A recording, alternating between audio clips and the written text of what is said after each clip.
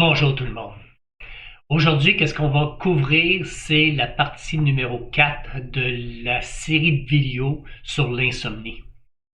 Qu'est-ce qu'on va essayer de couvrir aujourd'hui? C'est brièvement couvrir certaines vitamines et certains minéraux qui peuvent aider à votre sommeil. En premier temps, on va commencer avec la vitamine D. La vitamine D, j'y ai jamais vraiment pensé, mais dans des essais cliniques, il y a quelques sujets qui ont indiqué que probablement de prendre la vitamine D tard le soir avant d'aller se coucher, puis je me dis, wow, 10 minutes, c'est qu'est-ce que moi je fais? Je prends ma vitamine D avant d'aller me coucher avec mon magnésium puis mon calcium. Et j'ai vraiment jamais pensé que ça pourrait faire une interférence à mon sommeil. Plusieurs ont noté qu'il y avait de la misère à dormir. Probablement la cause de la vitamine D aurait interféré avec la création de mélatonine vis-à-vis côté cerveau. Si on regarde ça, vitamine D, on s'en va dehors dans une journée ensoleillée, c'est le jour. Le soleil sur notre peau crée un peu de cholestérol qui se rend notre foie génère vitamine D. Vitamine D, si on regarde ça, c'est une vitamine comme jour. C'est vrai qu'il y a beaucoup de différences en biochimique que notre corps fait vis-à-vis côté jour, lumière et non-lumière.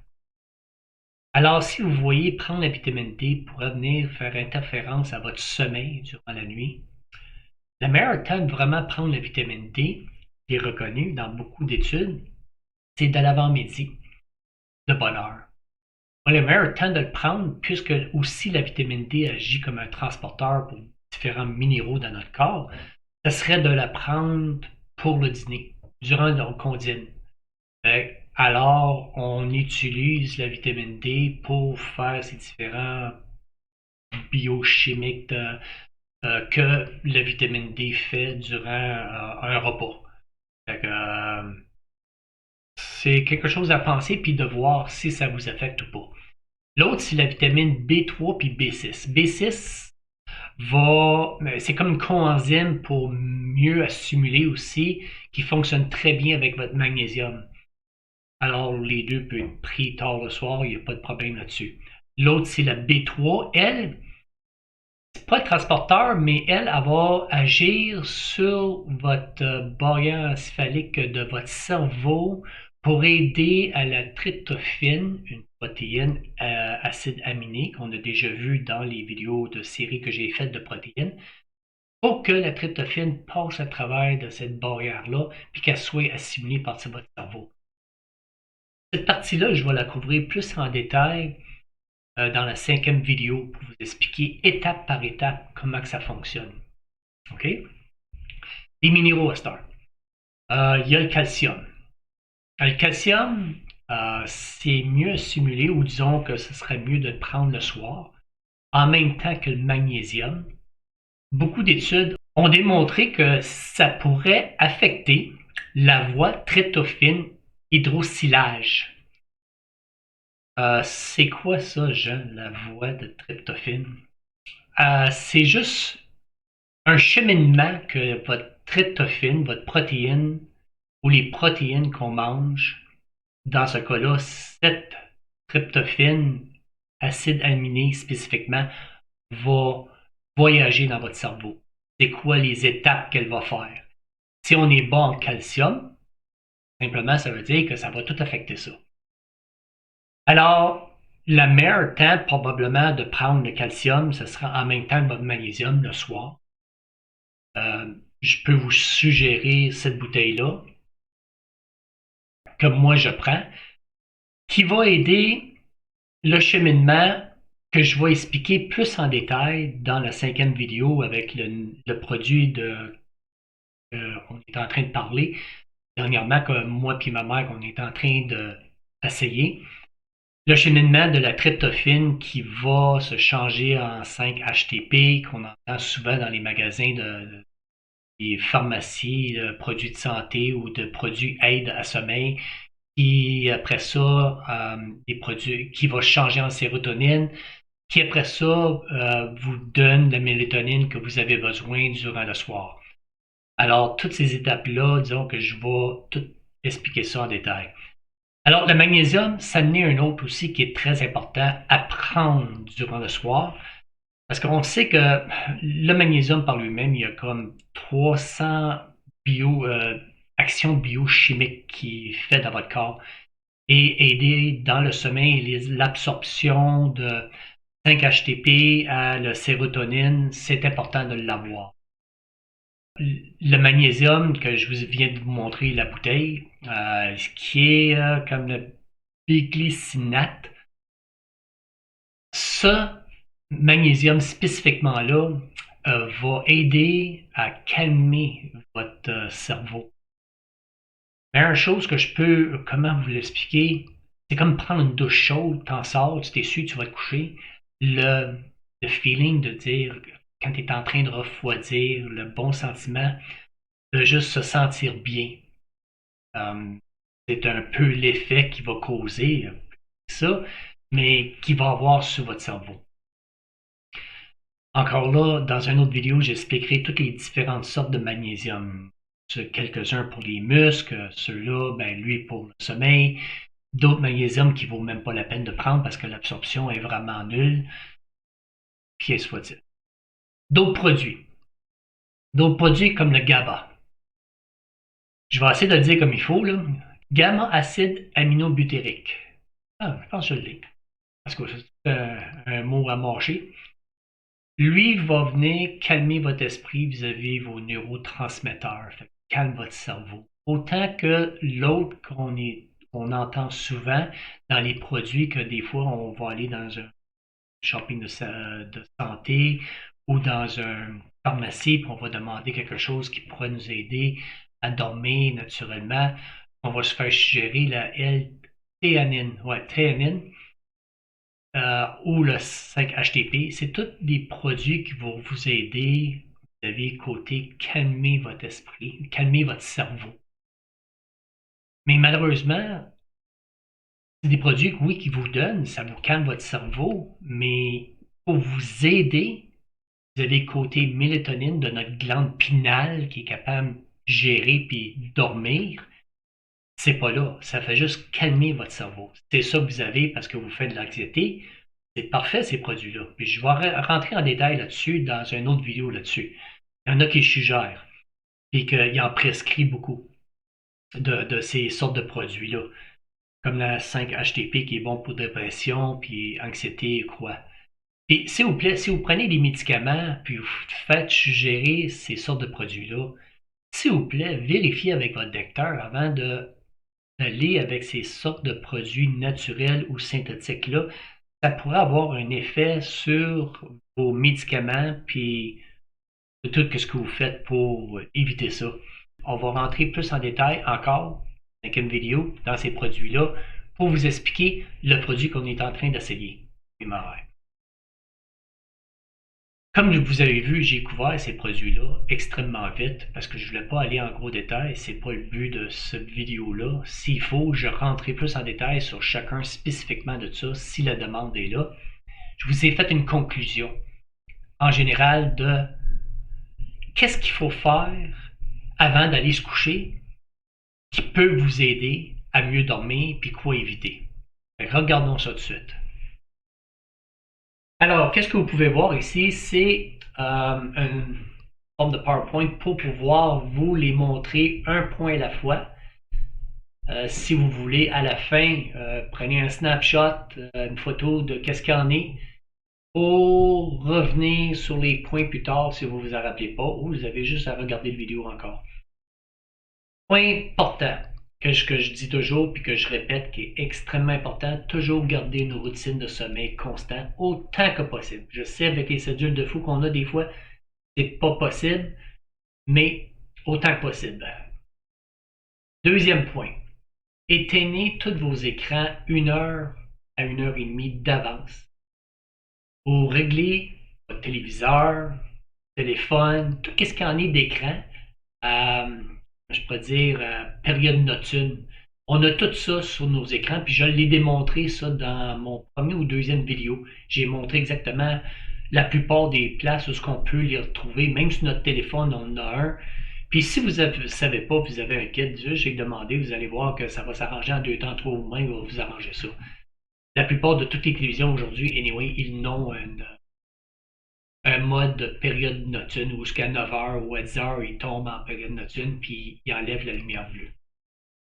Deuxième ou troisième, 1 heure, 1 heure et demie de coucher, éviter tous les liquides, 1 heure, 2 heures. Il y en a que c'est 1 heure d'avance, ils n'ont pas de problème. Ma femme, pratiquement une demi-heure, elle n'a pas de problème. Moi, il faut que je sois 1 à 2 heures, sinon je me lève durant la nuit.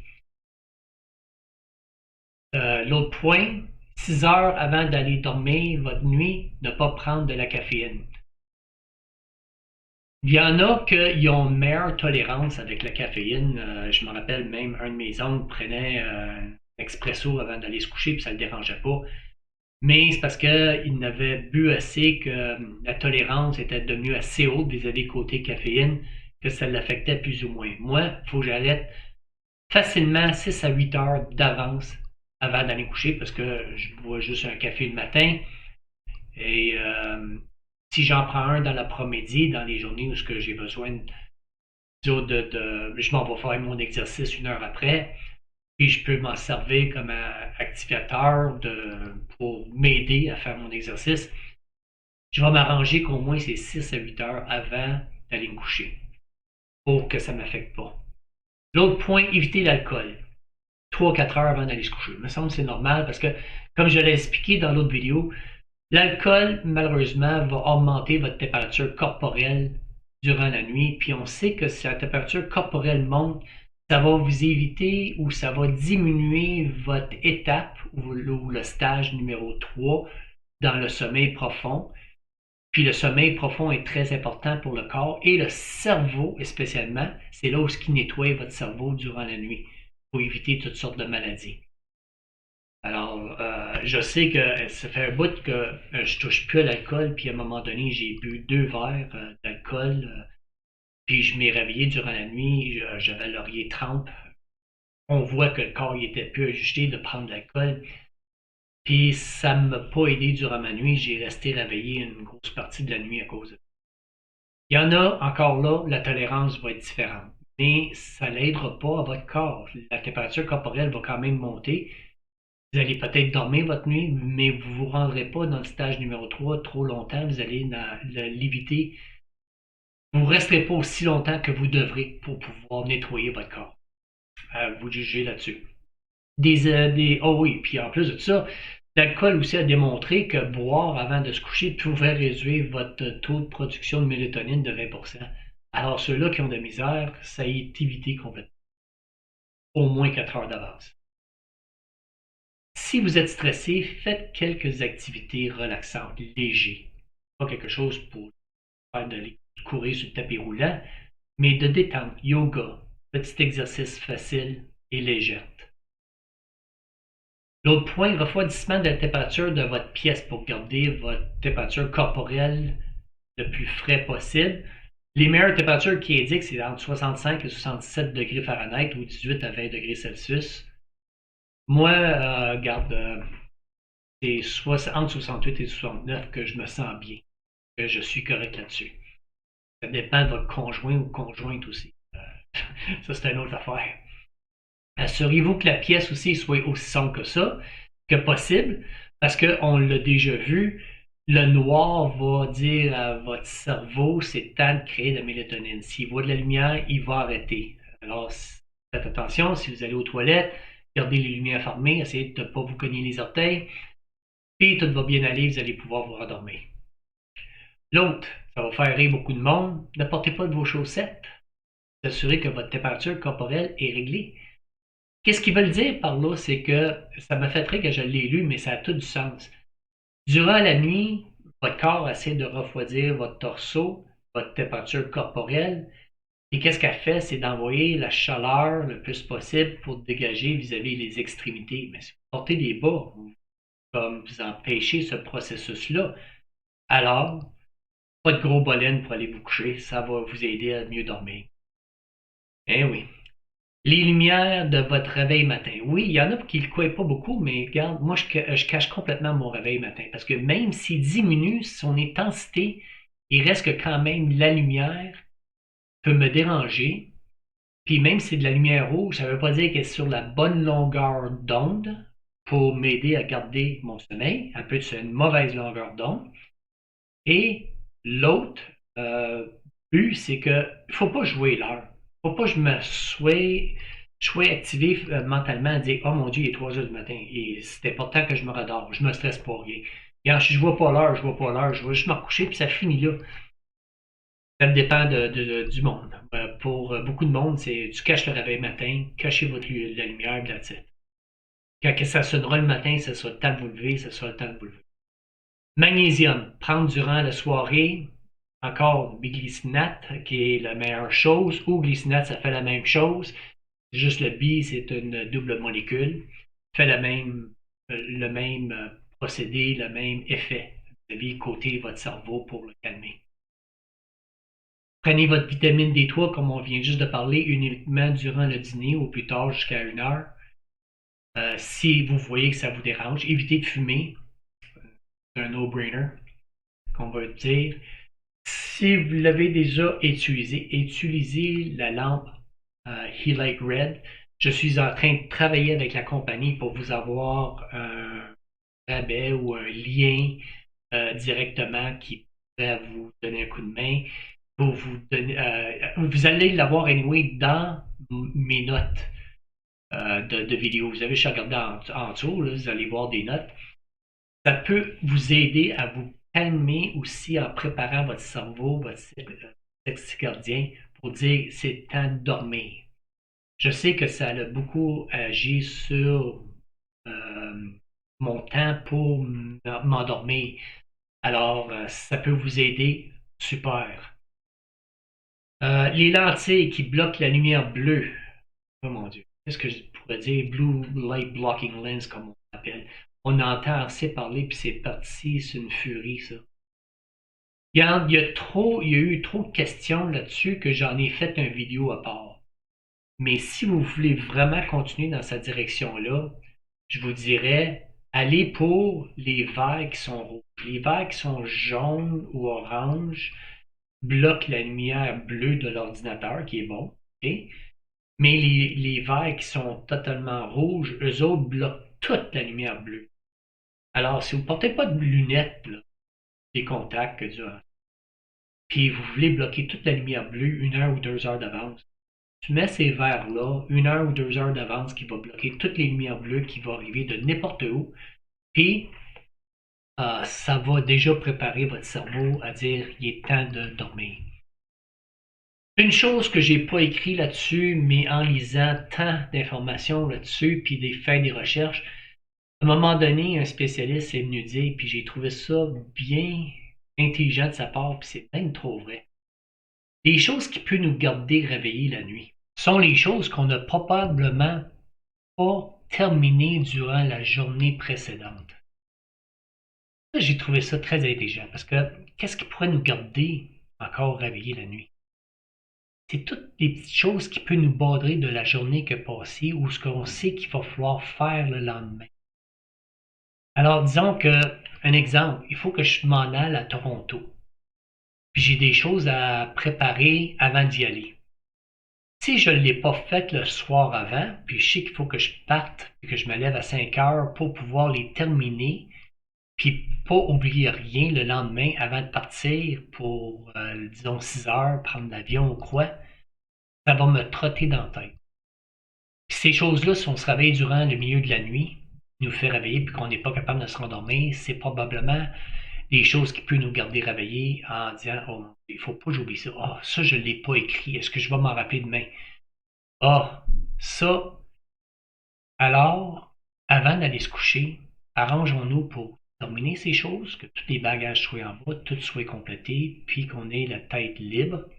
Puis d'avant d'aller se coucher, comme on dit, ou que le spécialiste disait, il dit, essayez de penser à une belle chose sur le bord de la plage avant d'aller vous coucher, ou quand vous êtes couché, en vous endormant, pensez à juste une bonne chose et une bonne place, a good place, comme on dit. Puis ça va donner un coup de main à vous endormir plus calmement aussi. Là, j'ai une autre solution. Regarde, j'ai toutes mis les solutions possibles que j'ai trouvées. Puis moi, cette solution-là, j'ai trouvé ça assez génial que oui, je vais m'en servir, m'arranger de terminer les choses le soir avant que si le lendemain j'ai quelque chose de vraiment rochant, de tout écrire mes notes pour l'oublier complètement avant d'aller me coucher. Alors, écoute, si vous avez aimé ça, tout le monde, s'il vous plaît, donnez-moi un thumbs up, dis-moi que je suis en bonne direction. Je vais faire la 5e vidéo probablement cette semaine ou en fin de semaine. La version française, parce que la version anglaise, je l'ai déjà faite. Puis si vous trouvez que ça peut aider quelqu'un, s'il vous plaît, partagez.